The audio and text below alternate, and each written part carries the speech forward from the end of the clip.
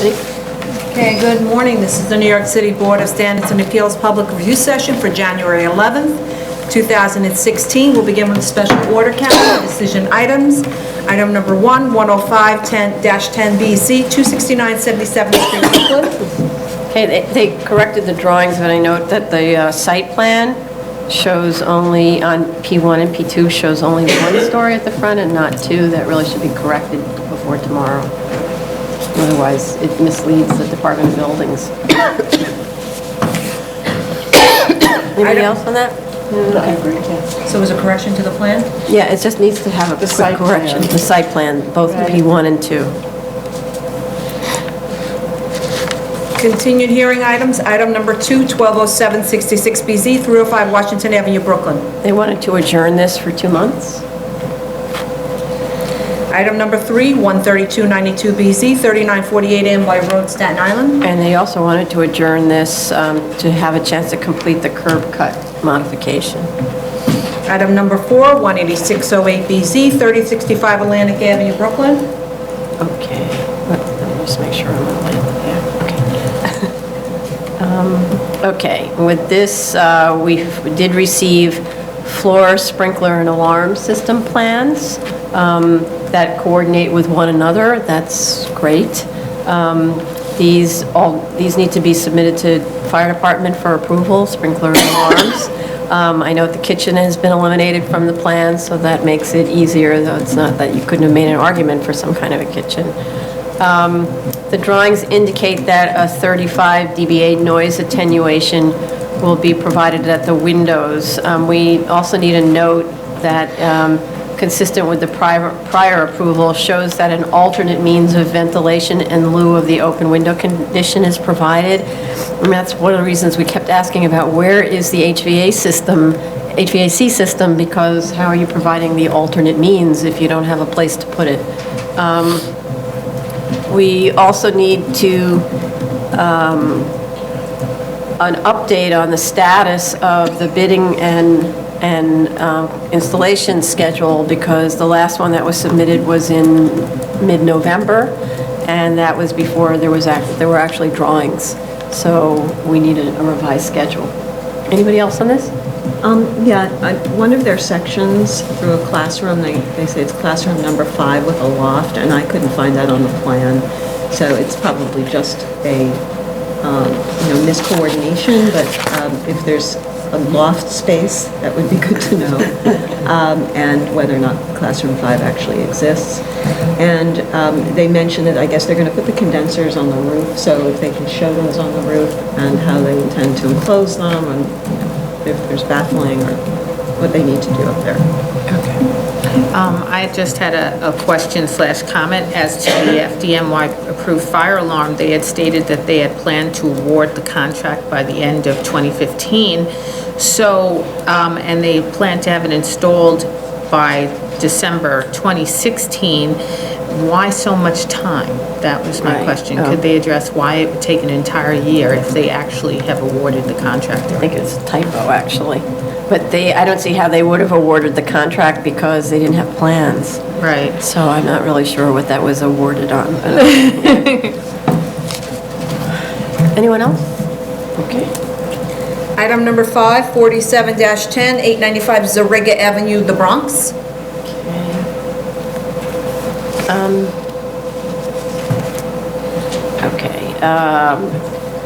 They submitted drawings showing the steel ornamental fencing to be installed along approximately half of the parking area frontage, but proposing to retain the existing sliding access gate and an existing solid metal fence at the balance.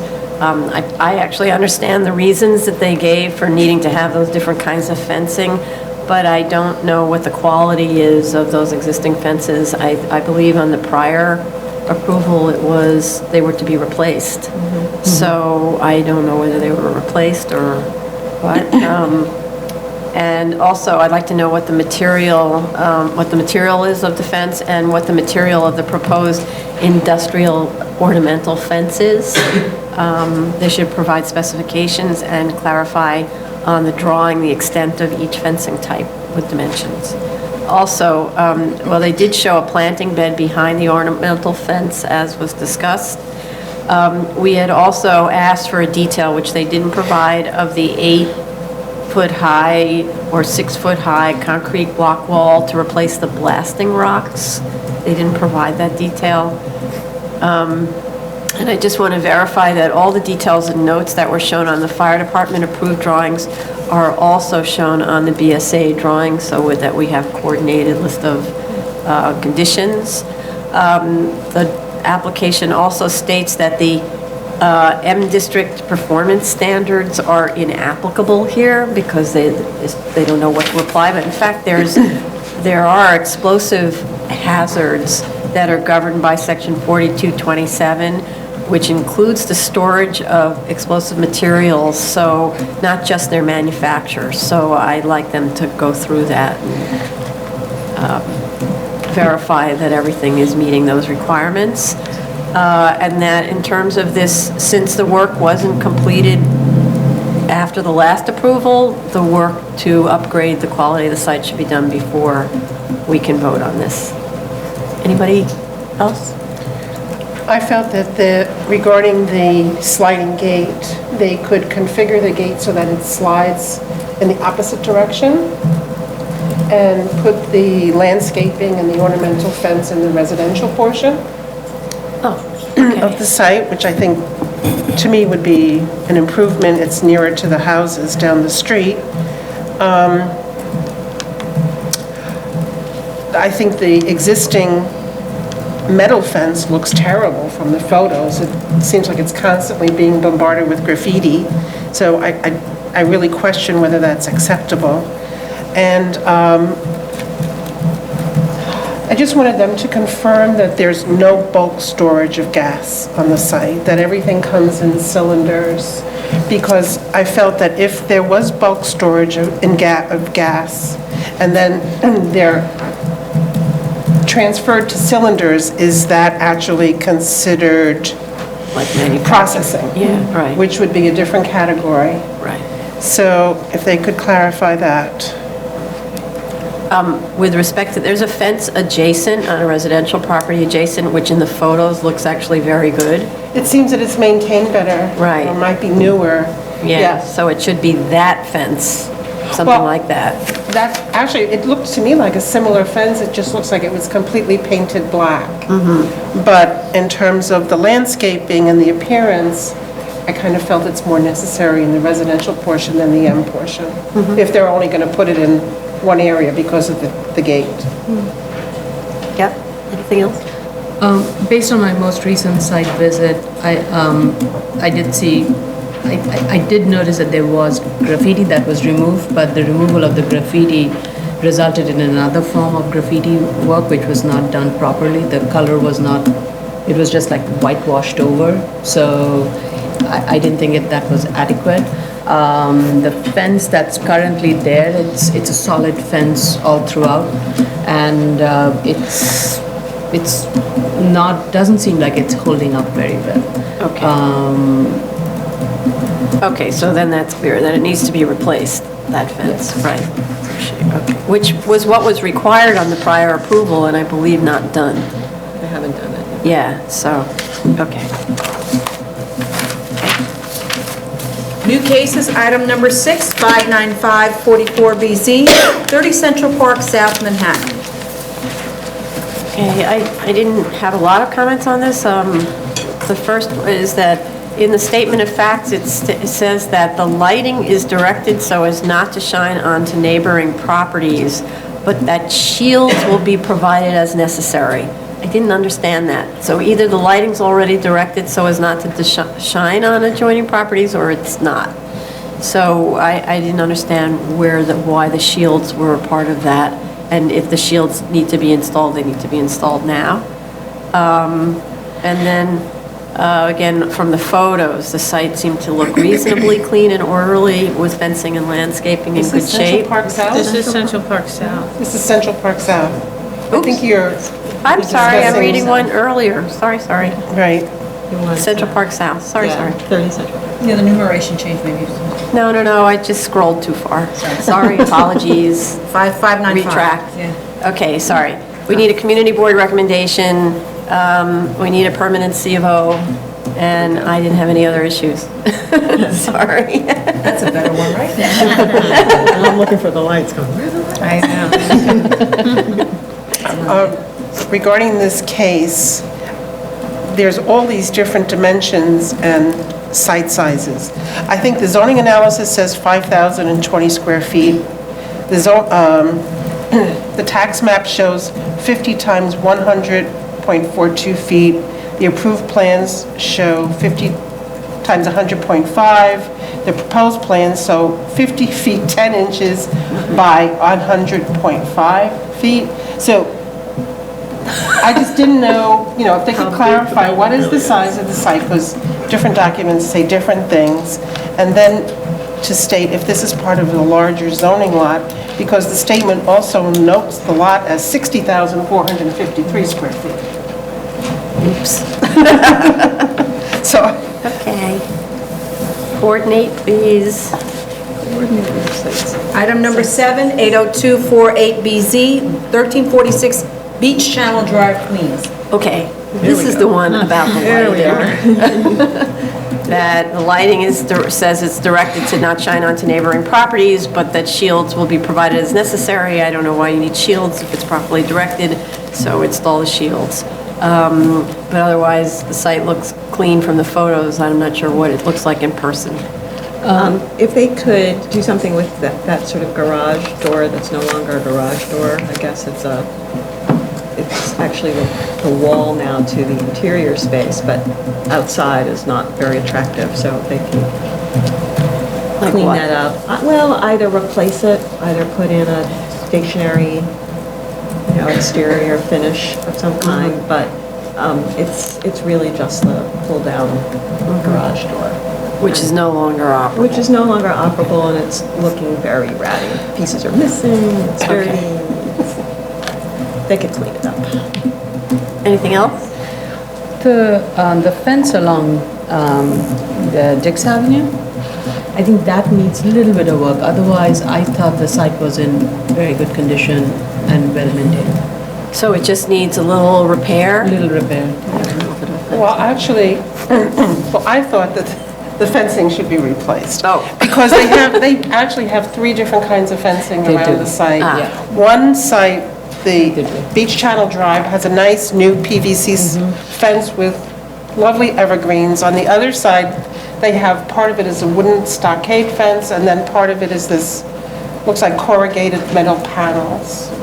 So generally, we like to see uniform fencing around the site, and I thought that they could replace some of the fencing with the PVC. They also have, I think, only one coin-operated car wash, which is along the Dix Avenue property line fencing, and it had 5 barrels around it, which I didn't know what the barrels were for. The trash enclosure is damaged. The fencing around the trash enclosure is in poor condition. And along Dix Avenue, they have 2 air machines and 2 vacuums, which I'm not sure, well, I have to look again, if it was on the proposed plans. And then the parking needs to be restriped. They also have these signage for this vapor smoking thing in various places, In the windows. the vapor shop. I guess they also have a vapor shop, which isn't in the proposed signage, but there's additional signage for the vapor shop. Okay. But that's in the windows. In the windows they had. I saw some on the exterior Did you? too, yeah. I saw them in the windows of the store.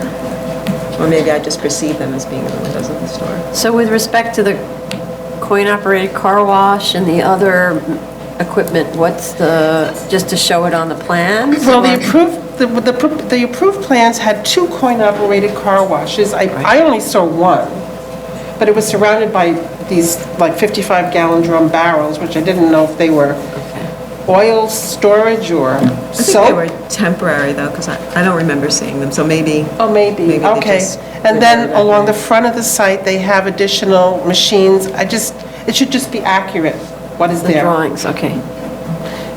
Okay.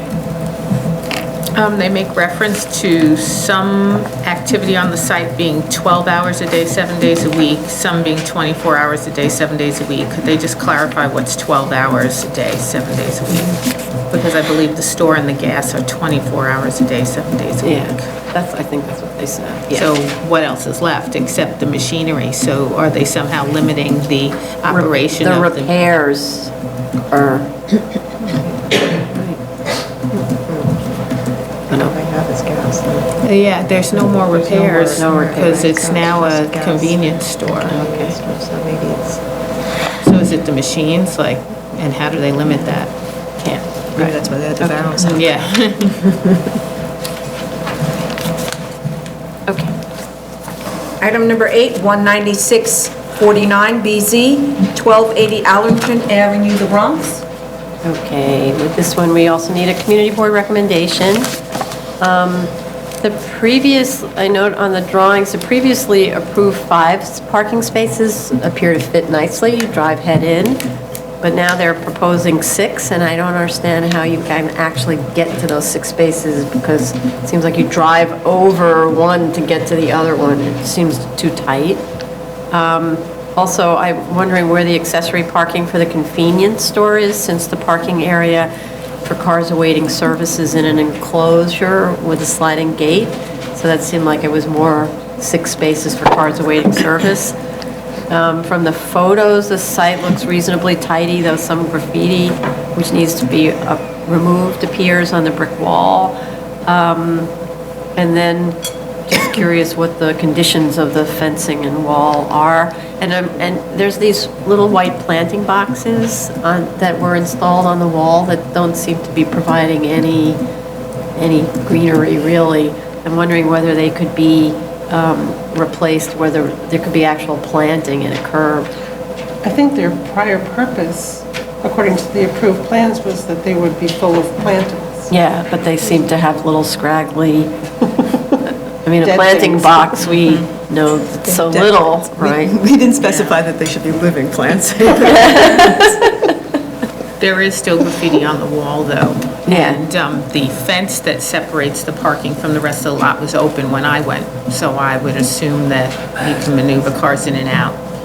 So, but I'm not quite sure if it's just going to be for cars awaiting service, or whether people are going to be allowed to maneuver their own cars in there for the convenience store. Right. So they should clarify. But if you look at the layout of the 6 spaces, it's sort of like, Yeah, it doesn't right? work. How do you get there? Right, unless Yeah. you cross over another Yeah. car. Right, you'd have to pull a car out in order to Right. get it in, which makes sense for cars awaiting service, but Right. not for a convenience store. So, yeah. Based on my site visit, I noticed U-Haul rental service being provided on site, and there was a signage there. And there were U-Haul trucks that were parked on the side and on the sidewalks. There was a cloth bin that was located right on the property line, and not Allerton and Wilson, it's the other street. Bauk. Bauk, thank you.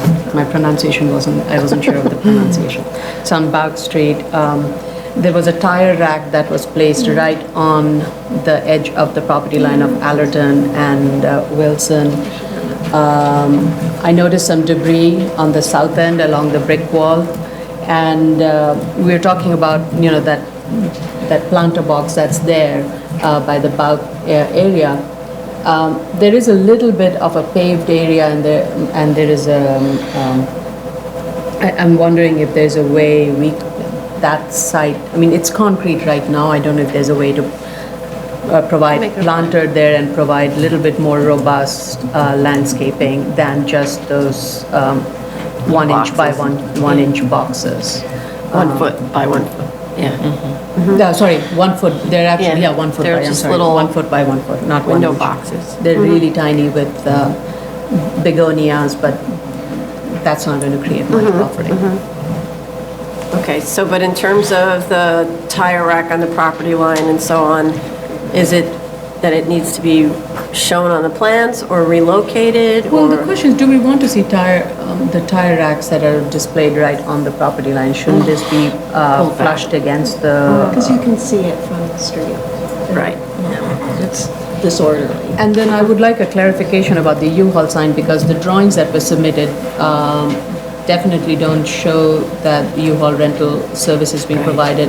There's no reference to that in the plans, and the photos don't indicate it, but Right, and also, where are they parking if there's only, at the moment, Dude. 5 accessory spaces? Are they in the well, 5 spaces? I think that's the question. Maybe that is the reason why additional parking is being requested, because I did notice 2 U-Hauls that were parked within the property and one on the sidewalk. But in the enclosure, in that fenced enclosure? Yes. Oh. And one on the sidewalk? That's, But it's also not necessarily permitted use. right. Right. Because it's rental. Right, it's not a permitted use. On the, Yeah. on the site. I just had a question about their signage calculations, and I may be wrong, but I thought they only calculated 3 sides of their canopy and not 4. I think both of those canopies have 4 sides with signage. They should also do a signage analysis per frontage. Yeah, that would clarify it. Okay. Good, thank you. Item number 9, 91957BZ, 4912 Avenue K, Brooklyn.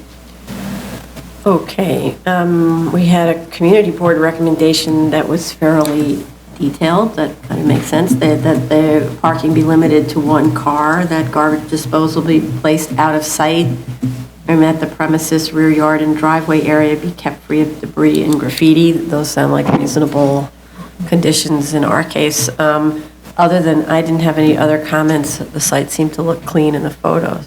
It was clean. Yeah. Anybody else? Item number 10, 22609BZ, 24 East 13th Street, Manhattan. Okay. So this one, I'm curious why we're still waiting for a permanent CFO since the 2009 grant. It's like, what's holding that up? We have a fire department inspection of the fire systems, and you can see the sprinklers and alarm pull stations in the photographs.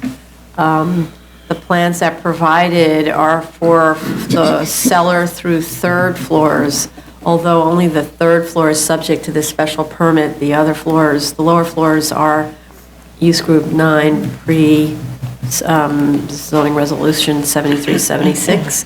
So that should be made clear on the plans, that that's just, those other floors are for information only. Otherwise, the applicant would have to keep coming back here anytime they change those other floors, which are grandfathered. So, anybody else?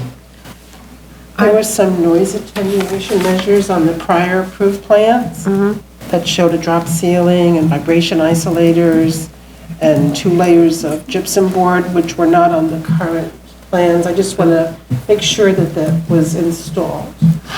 And you can't tell from the photos. No. I think there's an acoustical ceiling though in the photos, no? I don't know, it looks like No, just actually, an maybe ordinary not. ceiling that hasn't been dropped. Okay, no acoustical, yeah. It's just the sprinkler is an exposed sprinkler pipe. Right. Right, yeah, okay.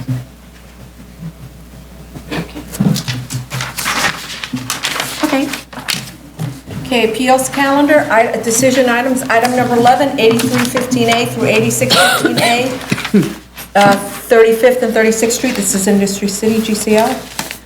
Okay, so this one, they provided BSA resolutions where there had been a corporation council opinion of dedication, but where DOT had also stated the street is not in the capital plan. With respect to the 36th Street here, we don't have that approval from DOT. I don't know whether we got anything further from DOT. Like, we did?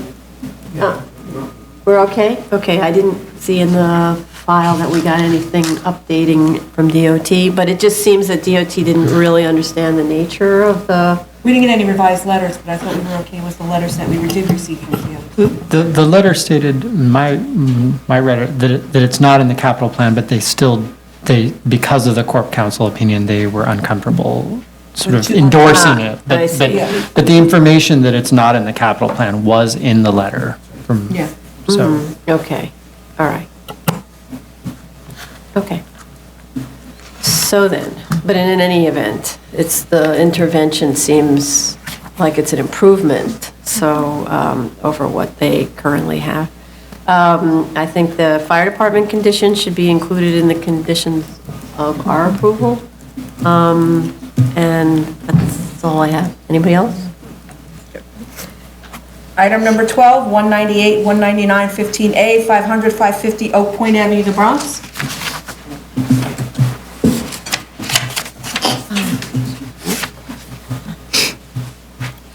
So we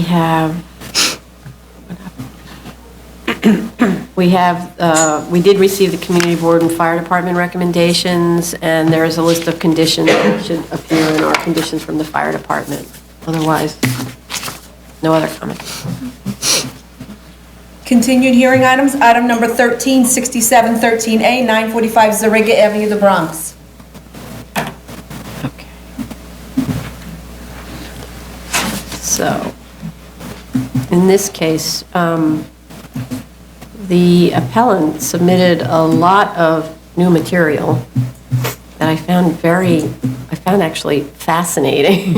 Yes. It was like really, really careful forensic analysis.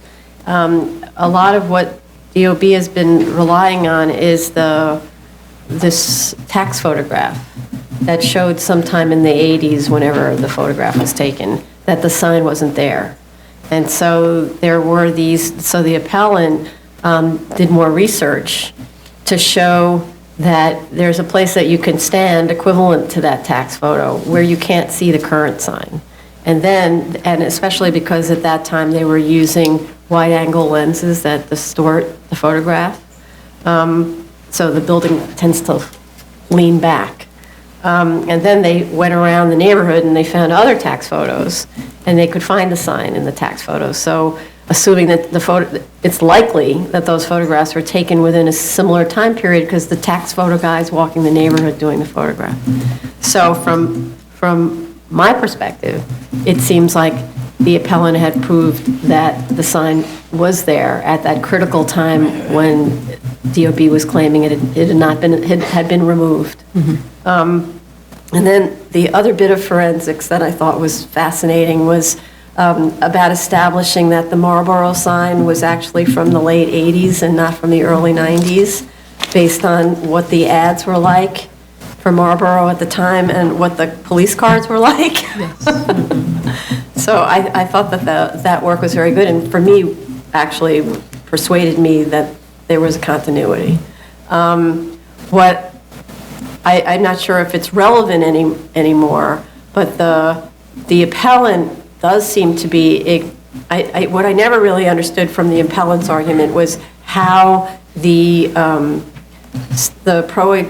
prohibition against structural alteration, relocation, or reconstruction of an advertising sign within 200 feet of an arterial doesn't apply here. I haven't been able to make that connection.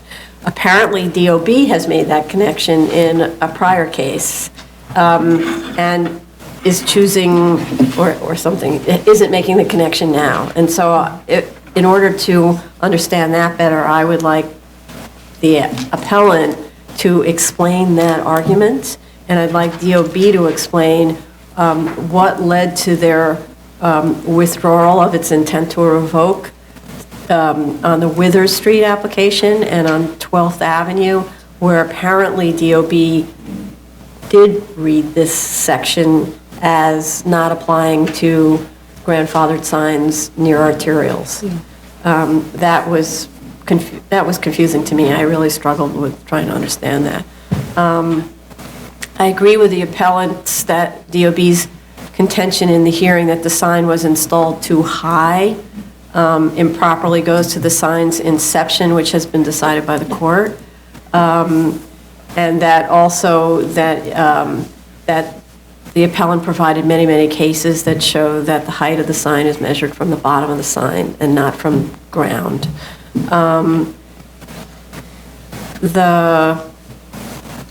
Sorry. Okay.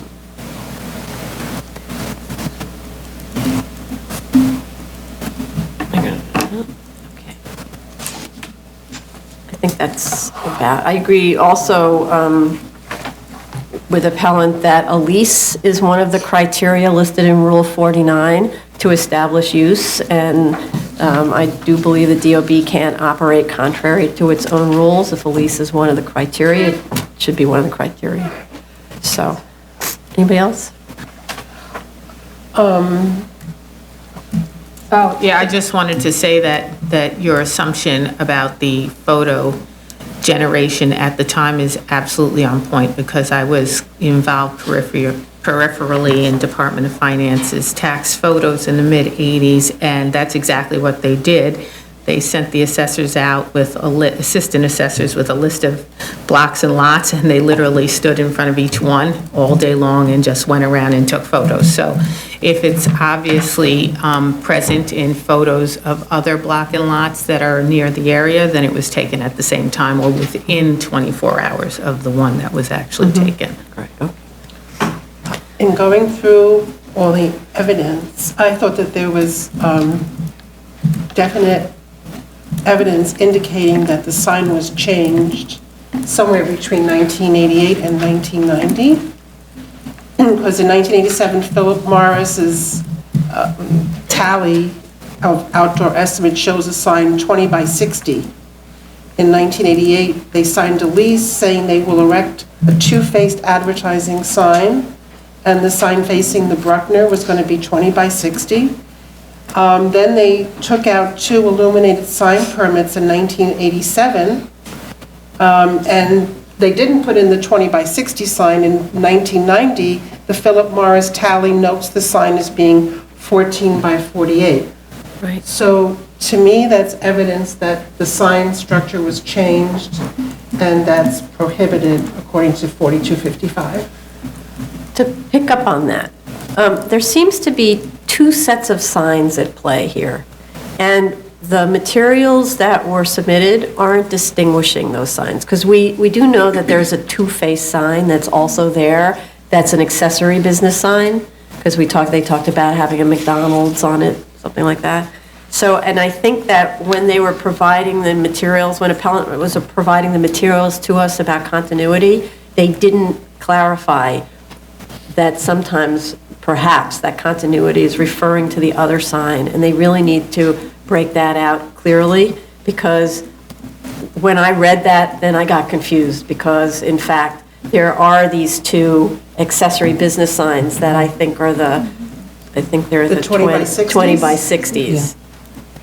Or it's the other way around. So it says, because I also looked at it, is the 20 by 60 sign the business sign? I didn't, because they also had an example on 34th Street where the sign went from 14 by 48 to 20 by 60 in 1980, and DOB accepted that registration. So again, there's 2 things at play here, where DOB was accepting changes in the size of the sign. Why? What's going on? And then the second is, are we talking about the same sign? And then the third is, help us with the analysis of why a structural change to an arterial sign, a sign within the arterial view and in an M district doesn't somehow have to comply. Well, even forgetting about the permits for the double-faced sign, just the Philip Morris tally, where they list the size of the signs they have, went from 20 by 60 in 1988 to 14 by 48 in 1990. That's in the Philip Morris list. Right, Okay. for the same address. Okay. And then the next question is, what changes? Is it the sign structure or the panel? Right? And what's regulated? The structure or the anything- panel? Just any changes to an advertising sign within 200 feet. If if it's outside of a certain Well- date range, Language is, structurally altered, relocated, or reconstructed. right. So is it structurally altered if the panel changes? That's the part of the question too, right? Okay. Anyone else? Okay. Are we done? Mm-hmm. Okay. Item number 14, 5815A, 139, 141 Orchard Street, Manhattan.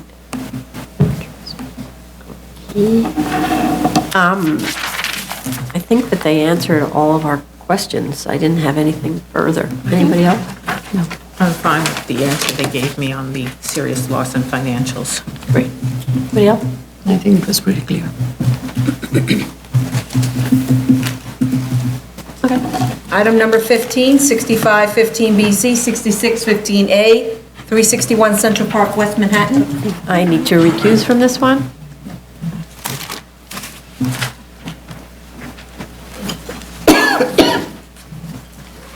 Okay, so in the latest submission, the applicant provided updated figures on price per square foot for the comparables, showing that with the addition of some recent comps, the price per square foot had increased some, but I think we still had some issues concerning the difference between the Corcoran report, which was an individual independent report, and the Compass report, which showed that those square footages, the prices of those square footages were much lower than the Corcoran report. I hesitate to speak for everyone else, so I'll just speak for myself. I personally had more confidence in the Corcoran report and would like to see the applicant address their analysis with the eye of the Corcoran report and see if it makes a difference. I think that it would indeed. And I also think that the applicant still hasn't really factored in the cachet and the value of living in this kind of a structure. So I think there's still some work to do in terms of the pricing per square foot. The board had also expressed concern that in order to facilitate finding the right balance between residential and community facility use, to facilitate the reaching of to a minimum variance, perhaps that community facility needed to be expanded in the building. So we await to see if the applicant can respond to that issue. The applicant submitted additional information concerning costs of asbestos. They provided an updated cost analysis which prorated the asbestos work that had been already completed. So, however, I believe the board still had questions concerning the estimated remaining costs because it appeared that those remaining costs would actually exceed perhaps what the total would have been from the very beginning. And I know that Commissioner Montanez perhaps had some concerns about that and would follow up. The applicant in prior submissions briefed the board on the building's functional obsolescence. However, obsolescence is really about the physical aspect of a structure, as well as perhaps some uses, but really sort of dig down as to why the physical building would not be able to sustain a particular use anymore. And I think we probably were looking for a little more bolstering on that, talking about code and talking about the physical changes that would have to occur in a building to maintain its current either auditorium use or, you know, the F1B uses. And also we received, from the opposition, we had received some information concerning the provenance of certain stained glass windows. And I think that the LPC has communicated to us that their certificate of no effect at this point will stand. And I don't think that we necessarily need to get into that discussion any further. I will then open the floor up to the other commissioners. Commissioner Otley Brown, would you like to speak about the per square footage Well, analysis? I agree with you. From my perspective, I don't feel that the E-finding has yet been met. In looking at the various submissions from both the appellant applicant and the opposition, I found certain documents to be more convincing than others. I am speaking specifically about the Corcoran report versus the Compass report. I feel that the Corcoran report is more reflective of the value at this property. I feel that in order for minimal variance to actually be met, there's going to have to be an adjustment of some sort in the size of the mix of uses at this. Commissioner Montanaro? Yes, I went through all of the information that had been given to us regarding the remediation, and I had some questions. They signed a contract with New York Insulation on October 2014 for $750,000, but yet it somehow increased to $1 million in their payment certificate. The checks that were written to New York Insulation, one of them for $100,000 was signed in August prior to even signing a contract, and it had a notation on it for construction. So I thought perhaps that's for some other kind of work. And the application for payment, which they gave us for 1 month of work, doesn't agree with any of the checks that were written to New York Insulation. So insulation, sorry. Then I thought about getting these new bids to complete the work, and I was a little troubled by that because in 2013, if the developer had gone with a union contractor, it would have wound up being a cheaper overall remediation effort. Now it's almost because the developer perhaps made an error in getting a non-union contractor, they're asking for some Relief for that. relief from the board with an increased remediation cost. So I was troubled by that. I felt that they're using a $4 million value for asbestos remediation. I really felt that should be like a $500,000 less. Okay. At least. So that's it. I think the last set of documents that were submitted was very helpful, in my opinion, in terms of how it was making the argument of the type of uses that are prevalent in that area and that residential use, trying to make the argument that residential use would be the highest and best use in that. I think the practical difficulty of making this site a viable residential building that would also facilitate the need for more improvement of this building, which does require significant improvement, as the documents have indicated, and as per all the LPC requirements, I think needs to be I would like to see a little bit more clarity and details on that, and beefed up in the statement. Those would be my recommendations. Thank you. All right. I think we can ask the chair to join us yet again.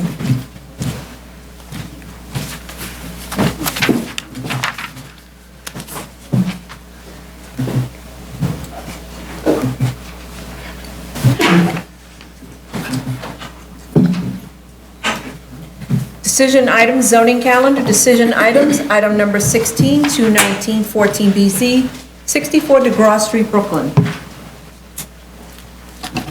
Okay.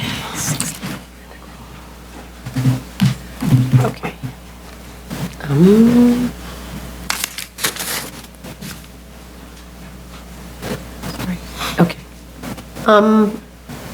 Okay, other than I'm just wondering whether Commissioner Otley Brown is okay with the financial revisions. I reviewed them, but I didn't see any issues. Yes, they addressed the issues that we had raised previously, and I found the answers to be satisfactory. Okay, great. So other than that, I had no comments, and just to note that DEP requires an alternate means of ventilation and window wall noise attenuation, which statement needs to be added as a condition in the resolution and noted on the plans. Anybody else? Item number 17, 220 14BZ and 221 14BZ, 8 and 10, Underhill Avenue, Brooklyn, sorry. Okay. We have DEP sign-off and a response from the applicant to them with their requested information, so I think we're good to go. Item number 18, 323 14BZ, 282 Corbin Place, Brooklyn. The plans were corrected as requested, so I think we're good. Anybody else? Item number 19, 62 15BZ, 139 Bay Street, Staten Island.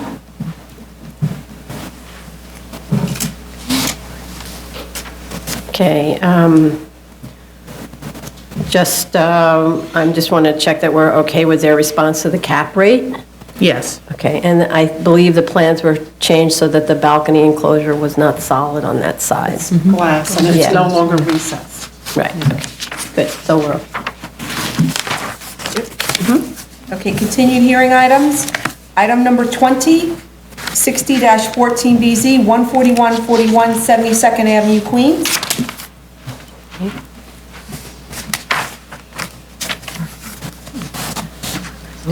this one. Scrolling. Okay. So in response to our comments about the building's mass, they removed from the proposal the third floor. So now the proposal is only to legalize the existing building with interior modifications. And the program now is 134 children, but there's still a synagogue with 96 seats, which are to be used before and after school and weekends. There's also a rooftop play area that's to be enclosed with acoustical fencing. The rear staircase, as we requested, was brought into the interior. The exterior walls will be finished in brick, and the fence enclosure with planting. The renderings show planting and fencing, but the plans do not. So they need to be shown on the plans.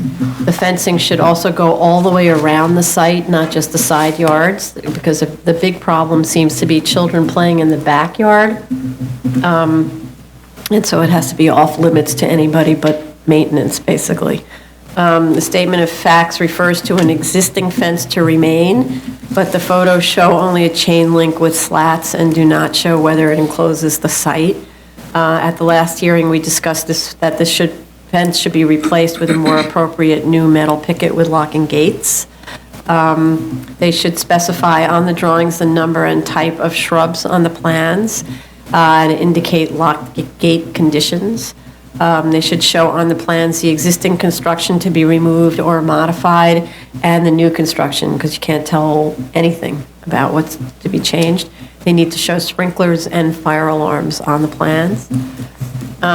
They provided a new traffic study, which is based on seeker standards, which I see, but it doesn't respond at all to significant neighborhood complaints about traffic. We just received a letter today from a neighbor. So they really do need to respond to the complaints about parking in front of neighbors' driveways and even in the neighbors' driveways, how they're going to be handling that. The Department of Buildings and the Fire Department have to improve the use of the cellar for 3 to 5 year olds, because that's not otherwise allowed. With respect to the issue of past bad behavior, I have a lot of trouble, obviously, with this application because of the behavior of this applicant. All the work to date has been done in defiance of permits and approvals. So if we were to approve this application, it needs to be on a very short leash, where complaints from the neighbors would result in inspections by Department of Buildings and Fire Department and a compliance hearing at the BSA with a possible rescission of the approval and a vacate order. The neighbors provided detailed photos of the degraded condition of the property and the general disdain by the neighbors with respect, for the neighbors by this applicant with respect to children playing in the yard and double parking.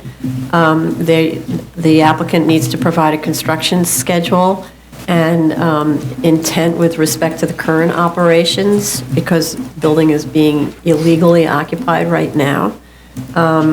They need to install the yard fencing now, and they need to hire a parking monitor now. And then there will be many conditions if we ever get to the approval level.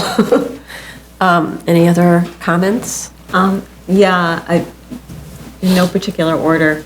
I think they're missing some doors in the classrooms on the first, classroom 1 and 2 in the cellar. I couldn't figure out how you actually got in there. If they can show the layout of the synagogue when it's being used for the kindergarten classroom. They mentioned that after service, kindergartners would be using the room. So how does that work? And how do they exit, adults out of that area prior to the kids actually coming in to use it? I assume that those tables and chairs move, but we should see what that looks like. In the facts and findings, and the rendering indicates a 10-foot high fence at the roof, but the drawings look like it's really a parapet and a 6-foot high fence.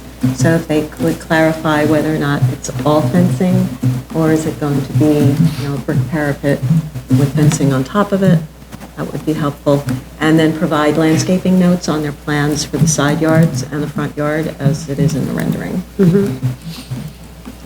I have a few questions as well. They state that the rooftop playground is going to be used from 11 to 2 p.m., but will it also be used for the weekend services so that this way the children don't play in the rear alleys? So they should basically, they really should do that. It's more like a suggestion than a question. The proposed plans actually have an error in the floor area. It's still listing the previously proposed floor area of in excess of 8,000 square feet that they need to correct. And it would be helpful if the rendering actually showed the acoustic lining in it and the final heights of the landscaping. The acoustical fence, you mean. The acoustical lining on the fence, because I think they're hanging liners. Right. So it'd be nice to see what that actually will look like, the color and everything. The traffic study, what I don't understand is why they did not incorporate the impact from the people who attend synagogue in the morning, because that AM peak period encompasses part of that morning worship period.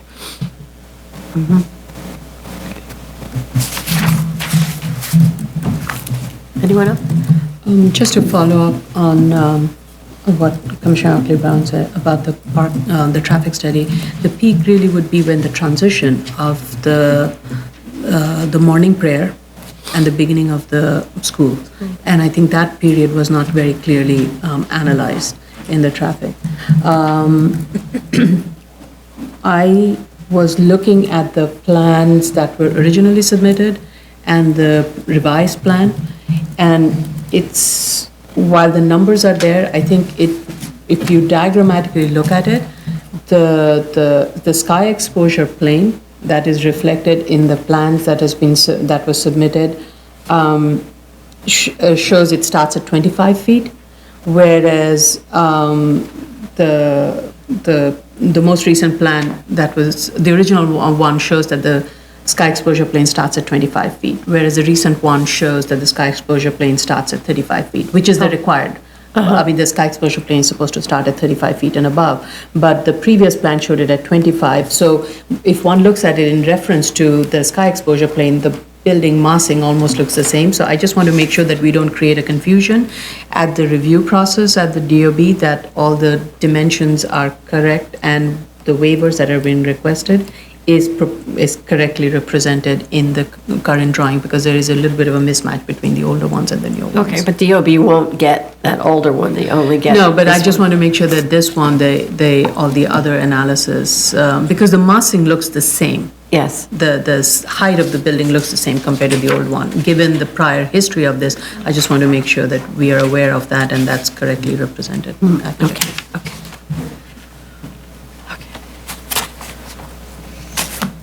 So it's to clarify dimensions on the Yeah. elevations. Yeah.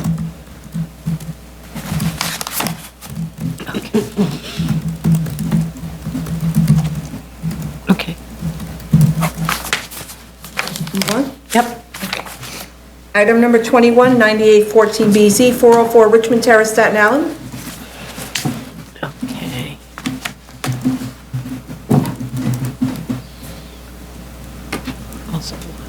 Okay, they provided revised plans showing sound attenuation fencing around the HVAC systems and decorative fencing around the entire perimeter. The drawing notes should indicate that the planting around the attenuation fencing will reach at least as high as the fencing, and that will be among the conditions to approval.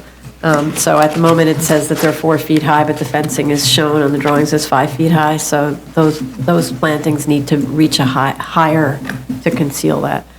The Landmarks Commission will determine the color and the height of the enclosure, and we can condition approval on Landmarks' completion of their review. I would like to hear, though, from the applicant on what it proposes to do to clean up the site now and to maintain it in an orderly fashion during construction, as photos that were submitted show it continues to be an eyesore. The neighbors requested temporary construction fencing be installed and site safety and maintenance plan be instituted and remove graffiti from the temporary trailers. The whole idea is not to be a nuisance during the construction of this, and the site is already looking really bad. So they really need to figure out how to maintain the site in a way that's appropriate to this residential neighborhood. They received a landmarks violation on December 2nd. Okay. For work without a permit, probably. right? Probably. Yes. And they really should have a decent construction fence up by now. If they were doing work, even if it was just asbestos work on the inside, they should have put up a construction fence. Okay. So file for the fence. Item number 20, you're next? Item number 22, 12914BZ, 2137 East 12th Street, Brooklyn. Okay, they revised the plans to reduce the height of the rear peak from 37 feet to 36 feet, so that's only a foot. With the front, but they dropped the front peak lower than that, but that's not dimensioned, so I actually don't know what the heights are. And they did provide side yards that don't increase the degree of noncompliance with respect to the total side yard width. We have a number of letters from neighbors opposing this project, in particular with respect to the front condition, and that the building is too massive. The architect should come to discuss reducing the massing further. As we've asked them to do this on 2 prior hearings with very little progress. I note that the floor plans don't show any windows, although the elevations do. And the key for existing construction is different than what is shown on the plans. It should all be coordinated. The elevations don't show all the roof heights. We need to know that, what the heights are. The greenhouse is still shown on the drawings, which we asked them to remove. And they should respond to the neighbors' concerns about the front of the building's mass and the character, as well as the other concerns that were raised by the neighbors. There's a lot of them, so I didn't want to make a list. They have access to those letters, and they should respond to them. Anybody else? I had a question about the front porch, knowing that it will go to DOB for approval, but the steps up to the front porch actually protrude out of the property line, and I don't think that we have typically permitted that. So I think they need to show us a solution with at least the entry steps being totally on the property and not off the property line. Oops. Yeah. And then I also had a question about the 15-foot setback. So I think he's gone up to his perimeter wall height, and then he's done this angular affair, and then said that he can angle back to that 15-foot mark. I think he's got to do it perpendicular. Yeah. And then whatever's inside that has to either be an obstruction that's permitted or it goes away. So I think he needs to take a look at that and make sure that his attic, if it's not a dormer, needs to be set back. Maybe a dormer, but yeah. It does, yeah, Yeah. it's not clear that it's really a dormer. Okay. Anything else? No? Okay. Item number 23, 23114 BZ, 124 West 23rd Street, Manhattan. They asked to adjourn this. Item number 24, 7115 BZ, 548 West 22nd Street, Manhattan. Okay. Sorry. Scrolling here. Okay, just as preliminary matter, we have DEP sign-off in December on the wrap and CHASP on condition that a vapor barrier is installed. And we have Parks Department sign-off on the shadow study. With response to the applicant's December 9th submission, they provided 2 lesser variance scenarios. Number 2, without parking or floor area waiver, so it has 7 spaces, and which they say has a 5.76 return. And also number 3, without a floor area waiver with the parking waiver, however, moving the tower to the western lot line, so reducing the encumbrance in the M district to 10 feet from 18 feet, and that has a 6.25% return. I didn't know in the initial submission what the proposed was, but a letter from January 5th states that the applicant believes that the lesser variance number 3 produces a marginally acceptable return. So I'll just kind of go in general free association. I'm not understanding why there is 84 square feet built residential floor. There's an 84 square foot built residential floor area difference and an 8 square foot sellable difference between the lesser variance number 2 and number 3. It makes no sense, and it skews the numbers because it continues down and adds to soft costs and all that stuff. The only difference is that the tower shifted west. There's also no tenant fit-out costs for the 2 lesser variances that have gallery space. There's reference in the McQuilkin cost estimates to a doghouse. I don't know if a doghouse is a term of art in construction. I don't remember that. Or whether it's one of those things that you do to make sure somebody's actually reading your stuff. It costs $26,000 to remove it. The drawings for the lesser variance number 2 still notes that there are 15 parking spaces, but it actually notes it both, so there's a confusion in the notations there. I'm hoping that the cost estimates were not affected by that error. I'm curious why also both balconies were eliminated in the lesser variance number 3 and how their elimination affects income. I'm not sure about where the balconies are permitted. I didn't check about permitted obstruction of balconies within the various setbacks, but it seems like with the tower shifted all the way over to the property line, you get rid of one balcony over there, but why can't you have it in other places? They provided data on building settlement and indicated that settlement may have stopped. In spite of this, the building above the foundations is stated to be in average condition without evidence of cracking walls. So at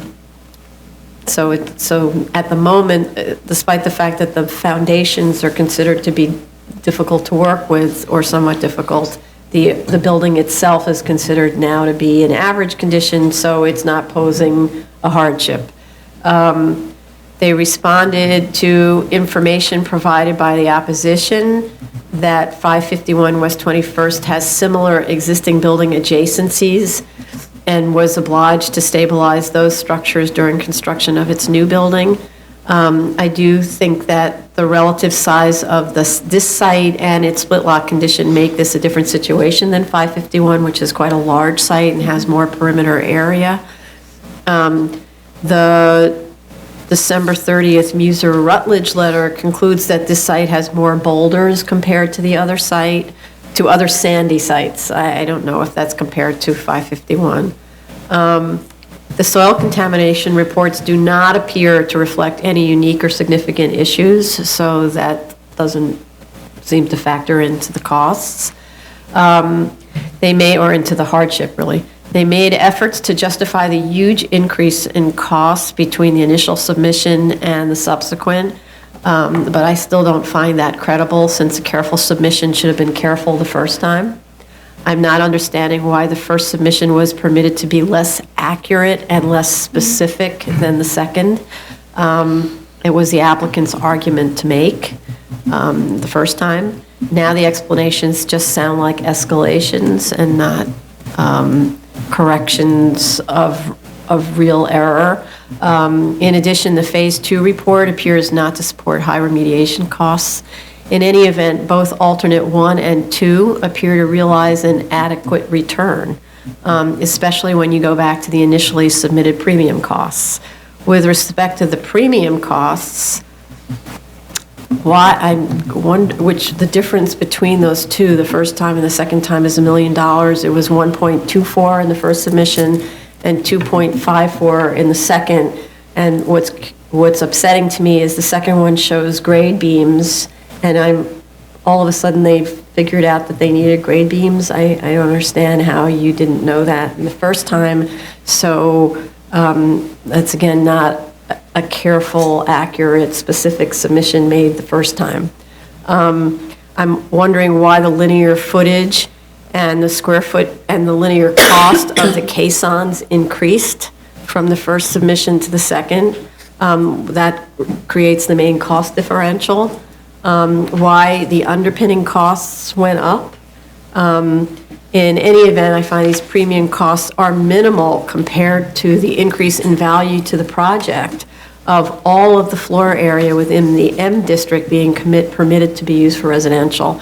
And to make it simple, you can actually do the math on this exactly the same way it was done in the submission to prove the need for the setback waiver. You can total the floor area per floor in the M district times the added value per square foot, which equals many millions of increased value over the 83.3 million shown for the as of right. The analysis for the upper floors, of course, doesn't take into account the cost to construct a full floor plate. So the 1.7 million of value added really isn't accurate, but that was the system, the method that was offered to us. So I go back to, if you've got a 1.24 premium, 1.24 million premium, then offsetting that cost should be very easily done by allowing the manufacturing district, that floor area in the manufacturing district to go to residential, and then you would be done. And you don't need to necessarily go all those floors, because there's a point at which you compensate for the loss or the additional costs. That's assuming, of course, that there's been an adequate showing for this, for the A finding. So then with respect to the TDRs from the High Line, again, it was the applicant's argument to make the first time about what the TDRs were. Why did the cost jump from the initial submission to the pre-October hearing submission? How can you justify making an initial application based on your faulty data that you discredit yourself in a subsequent submission? It's different when you have opposition discrediting your data. The TDR analysis also needs to be shown for the inclusionary housing credits, because one of the arguments is that there's not much in the way of credits available for the High Line, but what about the inclusionary credits? And Yes. So with respect to the comment about retail succeeding in this area, just to clarify, there is an enormous need for retail, particularly neighborhood services, including food, since there is nothing but restaurants and bars nearby for many blocks. Balenciaga, which was cited as a business that went under, I'm sorry to report, was at this location for close to 15 years, along with Comme des Garçons, and these are hardly essential services. Balenciaga's downfall had more to do with the product than the potential for retail success. It did, after all, stay open for over a decade. Proof of the need for food stores is the recent opening of the Gansevoort Market on Gansevoort Street near the Whitney Museum, which is nowhere near as large as Whole Foods. The applicant should respond to the data of March 27th, 15 that was provided by Lee and Associates, which shows the rental and sales values of relatively small retail spaces near the High Line. The report should look at those comps to see whether they can inform the discussion. Also, whether the gallery space might have more value if it was sold. I do think that most of the residential comps that were provided by the opposition at 555 West 21st are not comparable because they're like 432 Park Avenue, but there may be others that are comparable. I'll leave that for Commissioner Otley Brown to pick up. The response to increasing, there was a confusing part of the submission where it was, the submission states the question and then answers the question. But in this case, it states the question and then answered a different question, which was, what would it be like, what would happen if you increase the number of 2 bedrooms? Instead, they responded to the question of increasing the number of 3 bedrooms, or maybe it was the other way around, I forget which one they did. So the response to increasing the number of 2 bedrooms responds instead to increasing the number of 3 bedrooms, I think. That was, I think, your question and my question somehow muddled. Conflated. Yeah, but they wrote the question and then answered a different question. Right, because we both had different questions. You had a question, I believe, about increasing the number of 2 bedrooms. I had a question about converting the large number of 2 bedrooms to a smaller number of 3 bedrooms, and I think that was somehow confused by the applicant, and thereby we've got some sort of a hybrid answer. Yes, okay. Exactly. Then to go on, the parking income is negligible at $6,000 a space per year, or $90,000. What is assumed? I'm just curious about how many other buildings in Chelsea don't have parking. The sites that went for the CPC special permit for parking did not have to show economic hardship. So to use that as an example, this site could have gone to CPC for a special permit for parking.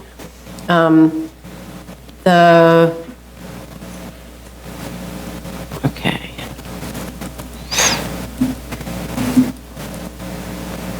Oh, with respect to the setback waiver, the analysis states it represents a loss of 1.75 million because the units at the top are more valuable than the units at the bottom.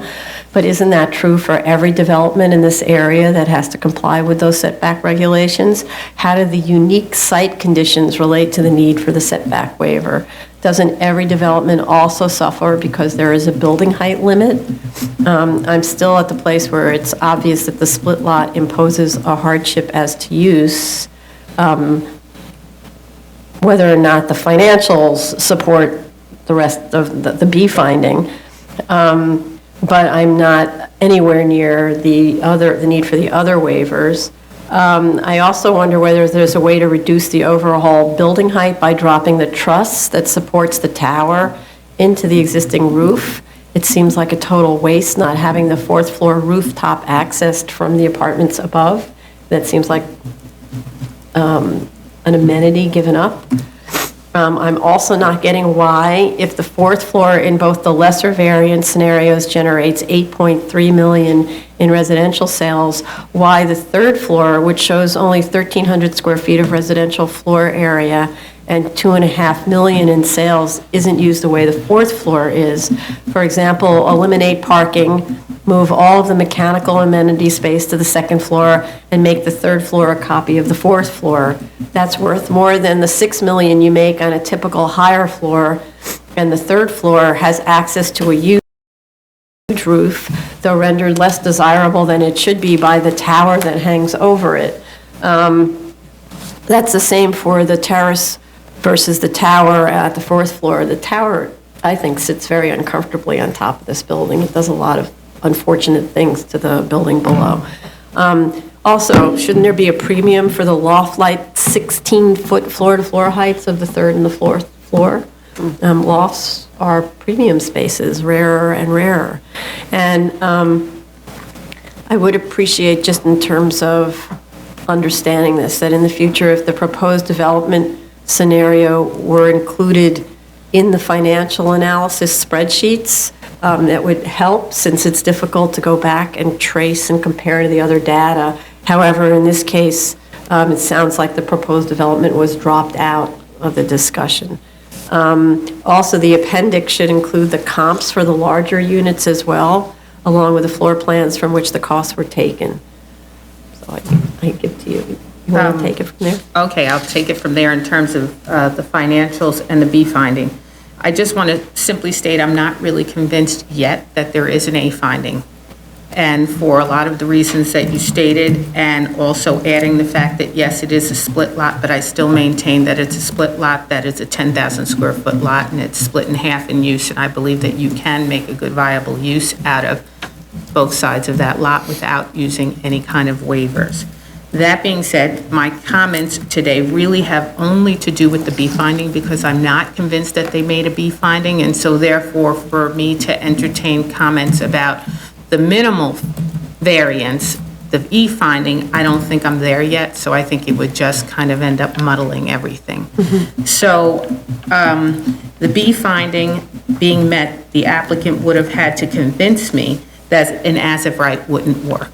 And if I looked at their as-of-right in the financial report, the as-of-right that retains the building, and to me, it is clear that if they just change the source of their income and adjust their income, they can actually make this work. And by that I mean, you have a situation that you did mention, you have 9 parking spaces, and you show that the revenue is only $90,000 a year.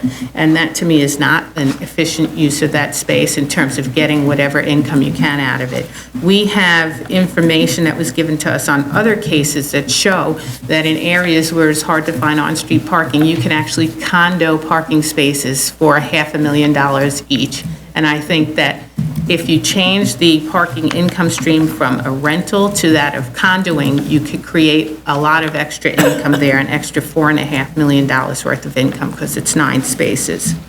I feel that you should increase the price of these apartments because, and here is where I have a question for the applicant specifically concerning the Hewlett-Packard building. I would like to know if there's any kind of an agreement on file between the Hewlett-Packard building and either this building or the building directly to the south of it that is limiting its height. And I have a feeling it is, simply because 551 West 21st Street has got lot line windows all along their north sideline that's right on the lot line. And I don't think that a new developer in this day and age would create a building, a tower building with lot line windows that are going to possibly be blocked up partially. So I believe there's got to be some sort of a height limitation agreement that's limiting the development on the HP building. If that's true, then the building directly to the west of it, which is the subject building here, should be treated as if it has river views, because there will be nothing going up in front of it that will block the views. That being said, if you were going to then treat those apartments as if they are Riverview apartments, then the comparables should be adjusted upwards using tower buildings in the vicinity that have similar types of apartments, and that would be 551 West 21st Street and also 211th Avenue to the north of it. And if you look at the opposition submission on that, it shows that the apartments go for between $3,000 and $4,000 a square foot, which is quite a bit more than the $2,500 a square foot that has been assumed so far. If you just make adjustments there, you could actually increase the revenue and then increase the bottom line return. I also think, and here is the pushback to what I think that the applicant was stating when they were talking about converting the apartments so that there would be more 3 bedrooms and less 2 bedrooms, and they pushed back that if you had a 3 bedroom, then you would only have a 1 bedroom, and that would be less. That's not what I was getting at. In the tower, each floor has 2 2-bedroom apartments of 1,200 square feet each, which are fairly ordinary. However, in the neighborhood along the river, you have some spectacular floor-through apartments that are multi-bedroom, 4-bedroom apartments. So my question is, instead of having 2 okay apartments per floor in the tower where you could only get river view price per square foot from the western-facing apartment, to me, it would make more sense to make it 1 apartment per floor that is 3 to 4 bedrooms.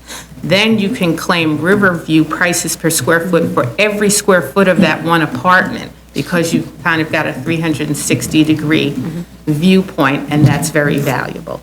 And so I think that if they make those adjustments, the B finding is not met. I think the as of right actually would work. And in addressing your comment to those project cost increases, I personally feel that it's hard to believe that the increase in project costs are anything other than the applicant trying to overcome the initial error in the site value that we corrected. They had to make up that cost somewhere. I have a question about the as of right, though. So, but if we say it's the as of right with residential in the tower, it's not completely as of right, right? Because No, it's the as of right that they showed us, the as of right keeping the building. I believe that it's a lower, or it's a shifted tower. It's the whichever shifted one tower is still has actually. 10 feet in the, There's one that they actually have in their submission in the financials. Which one is that one? The as-of-right residential, Yeah. not the hotel. No, not the hotel. It's the so this latest one tower that is was just actually entire. in there. Oh, so you're saying Smaller that. floor plan. Yeah, Yeah, it's the okay. smaller floor plate. Right, okay. That's very interesting. I didn't think about all those things you mentioned. But I read the Langen report, which was submitted by the opposition, and actually there was significant evidence, even though it wasn't in the TR4, of boulders and cribbing in the Langen report. And I was not convinced of the uniqueness of the boulders and the cribbing for this site. They're both in man-made land, and the Langen report describes these timber cribs that were, installed in the water, and then they were used to, fill in with boulders to make land to hold it in place, and they actually had timber pile buildings on the site. So, but, their option was to take them down. So I wasn't completely convinced of the unique condition of this site. The other thing that I found, they had the argument regarding the setback waiver that taking the floor area out of the tower and putting it on the 3rd floor would lead to this financial loss. But they already have on the 20th floor, which is the most valuable floor, they have a 1,000 square foot open to below area, which is like a $2.8 million loss. So that their argument did not make any sense to me. Because they're trying to put more floor area at the top. Right, but, it just was a self-defeating argument to me. Also, they did this shadow analysis to show that even if they put the articulation in the tower, it wouldn't have an impact, but they said that they would put the articulation on the southeast corner of the tower. Meanwhile, since they have a height limitation in the manufacturing district, I felt they would have to do the articulation on the eastern side, which I felt would have an impact on the shadow analysis. So I just didn't buy their arguments against the tower articulation. So, but in terms of the boulders and the cribbing, is there a difference in the fact that the site is significantly smaller? Oh, yes, there's other factors that make it different. The fact that it's a corner site, that it's I think 25% larger around the corner. those things do have an impact, but just in terms of the boulders and the cribbing, I didn't, and the piles, timber piles, I didn't feel that they convinced me of their uniqueness. I was happy to get the survey data regarding the tilting of the building, which, just since they've been talking about it for a while, I was happy to see that they had that survey data, which is good. I think mine are a little bit more just specifics on some of the questions I had in terms of the financial analysis. I don't think it makes sense at this point to raise those based on what Commissioner Otley Brown has raised, so I would like to see a revised one and see if there's been addressed. Okay, a lot to do. So, but with respect to the A finding, are you saying that you don't think they're making the A finding, Commissioner Montanez?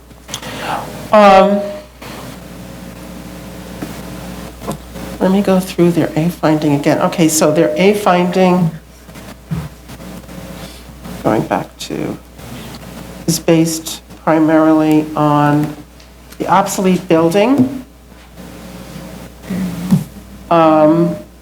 being located in 2 zoning districts with different uses and bulks, the fact that they can no longer use the manufacturing use in the commercial district because it's no longer grandfathered, and difficult construction conditions. Right. I do agree with all those things. Okay. I'm just saying, in terms of the foundation construction conditions, it's not necessarily unique. Okay. Okay. Sorry, I did have one question that I would like clarification. One of the, in the analysis, it showed a very high soft cost. Soft cost percentage was like 40%. Typically, rule of thumb is 20%. So I would like to get an understanding of why, in this particular case, the soft cost is so high.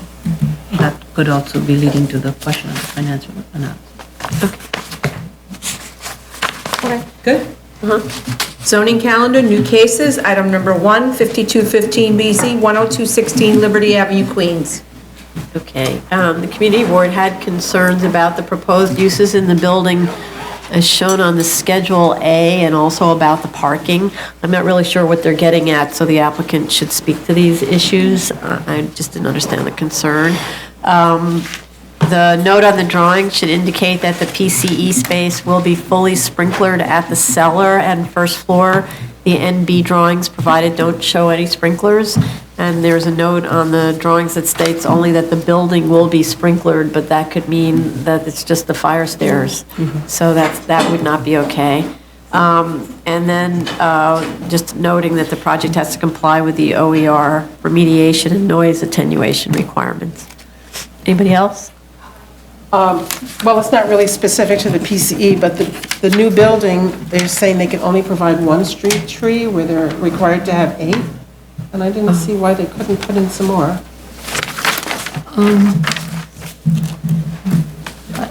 It's on the side street, right? They're only proposing 1 on Liberty because of the train line. I think there are structures. That might be.